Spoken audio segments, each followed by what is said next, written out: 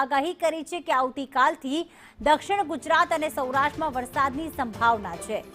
ભારે પવન સાથે વરસાદ પડી શકે છે।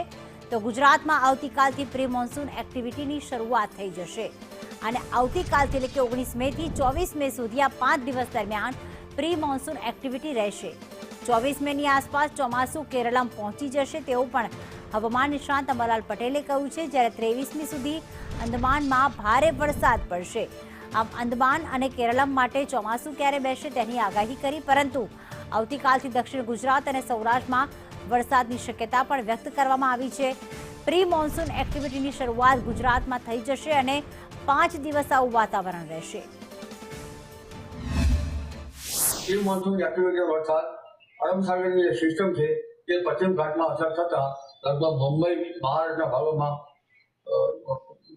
લગભગ વરસાદ 100 mm જેવો અને દક્ષિણ ગુજરાતના ભાગોમાં 50 mm ની આસપાસનો વરસાદ થવાની શક્યતા છે। તેમજ દક્ષિણ સૌરાષ્ટ્રના ભાગોમાં લગભગ 1 ઇંચ વધારે કે ઓછો વરસાદ થવાની શક્યતા રહેશે। પશ્ચિમમાં સૌરાષ્ટ્રના ભાગોમાં પણ વરસાદ થવાની શક્યતા રહેશે અને લગભગ સૌરાષ્ટ્રના મધ ભાગોમાં લગભગ તારીખ 19, 20, 21, 22, 23, 24માં પ્રી મોન્સૂન વરસાદ થવાની શક્યતા રહેશે। એટલે હવે પ્રી મોન્સૂન એક્ટિવિટીનો વરસાદ ભારે પવન સાથે ગાજવીજ સાથે થવાની શક્યતા રહેશે।